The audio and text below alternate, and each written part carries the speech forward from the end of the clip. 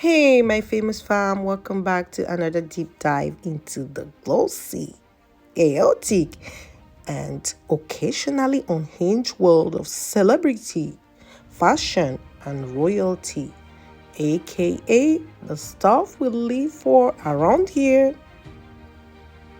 I always come with the drama and the receipts.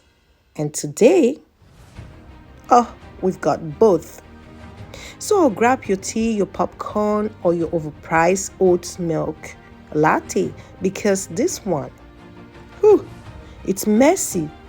Let's talk about Meghan Markle allegedly getting snubbed by British Vogue. Yes, you heard that right. Snubbed. And guys, not just by any editor, by Edward Enninful, her former fashion friend turned editorial ghost. Now, apparently, not even Duchess status can guarantee you a Vogue cover anymore. That's tragic, I know. So, let me get this straight. Meghan Markle, the Duchess of Montecito. Yeah, because she's a runaway royal renegade, podcast dropout, and self-declared humanitarian in chief, allegedly expected to land the most coveted fashion cover in the business. And Edward Enninful said, thanks, but no. Woo! The audacity. Not on Meghan's part, on Edward's. I mean, how dare he not rearrange the entire editorial calendar of British Vogue just because Meghan was planning a speech in Manchester? Come on, that's sarcasm, by the way. Let's unpack this because it's juicy, guys. So, apparently, there were big behind-the-scenes conversations, whispers, meetings, PowerPoints, probably a few mood boards about featuring Meghan and Harry's charitable empire in Vogue's September 2022 issue. Now, if you know fashion, you know that the September issue is the kind of Beyoncé of magazines. It's not just a cover, it's a cultural moment. It's prestige, it's legacy, and it's basically the Met Gala in paper form. And Meghan, she wanted it, or at the very least, a digital version of it.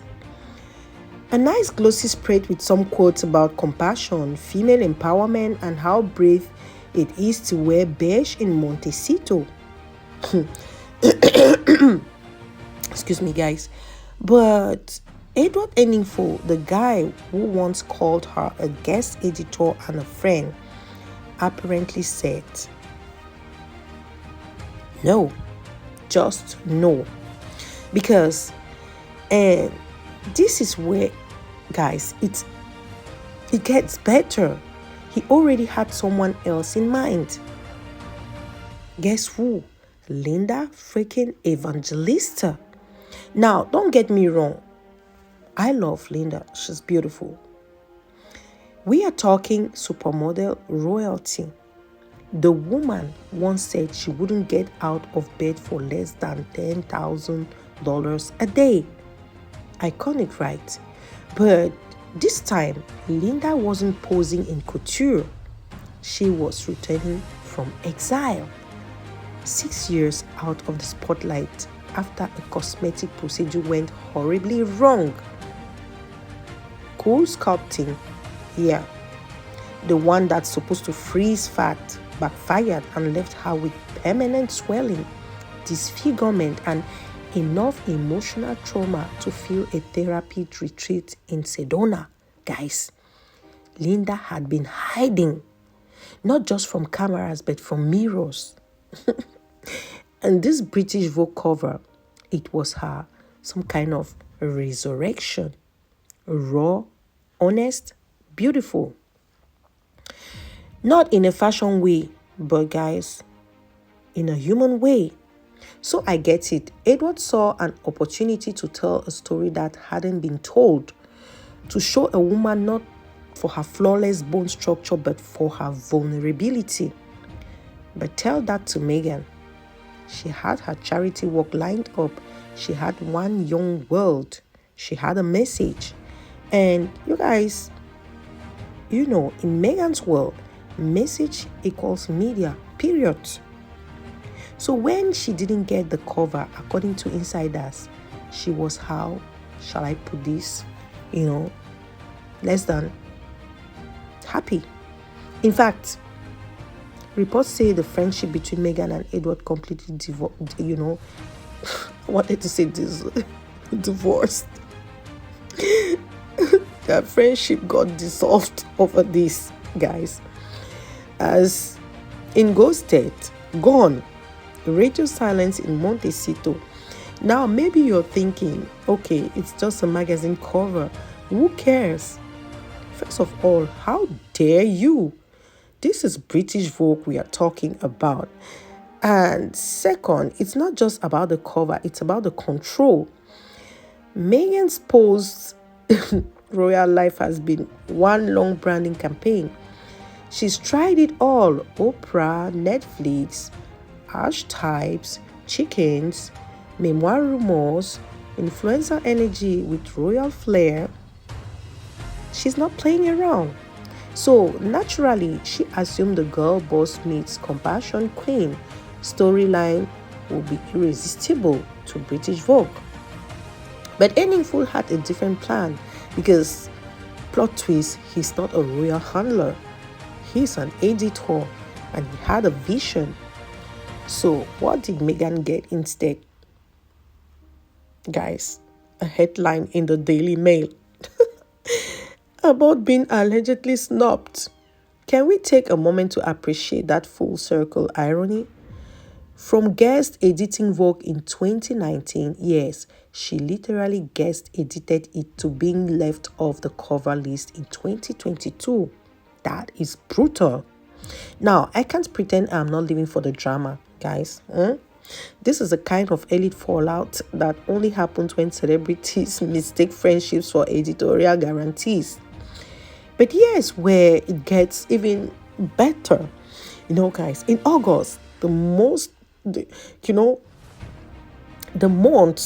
Meghan might have been hoping for before the September slot, Vogue ran a 50th anniversary Pride issue. It was stunning, I remember. Edward gathered queer icons, trans creatives, non-binary voices. Basically, a celebration of all the people who've been fighting for visibility long before Instagram had filters. So yeah, maybe there wasn't room for a duchess, Maybe Edward was telling different stories that month. And honestly, maybe that's okay. But the real question is, did Meghan truly think she was above the editorial process? Or was this just a matter of miscommunication? Because here's what I think. I don't believe this was an intentional diss. I think Meghan operates in a world where she expects controlled narratives. She spent years crafting a specific image: the philanthropic rebel, the underdog duchess. And Edward, he curates stories that disrupt the usual script. And that conflict was bound to explode at some point. Now, remember, while British Vogue went with Linda in the UK, across the Atlantic, Meghan's BFF, Serena Williams, yes, was on the cover of American Vogue. Coincidence? Maybe. Strategic placement? Absolutely. Let's not pretend the inner circles of celebrity aren't constantly walking the media chessboard. It's all about timing, leverage, and keeping the narrative rolling, even when the headlines aren't glowing. And just like that, Meghan didn't get the cover, but she did get the story. And sometimes not being featured because becomes the future, And Here we are talking about it on a gossip show on YouTube, on Famous Faces Scoop TV in 2025. Baby, that is PR. So, who was right?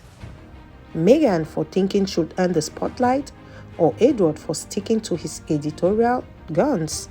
I don't know, but I know these guys.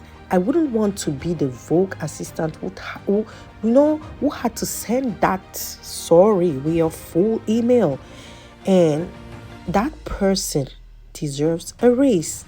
Anyway, tell me what you think. Was Meghan too entitled? Was Edward too rigid? Or are we just addicted to drama and pretending it's journalism? Drop your thoughts in the comments. Share the tea with your group chat. And don't forget to like, subscribe, and hit that little bell so you never miss a scandal. Because here at Famous Faces Scoop TV, the fashion may be fade, but the fallout always stays fabulous. See you next time, fam. Stay shady, but make it stylish. Until next time, bisous bisous. Bye.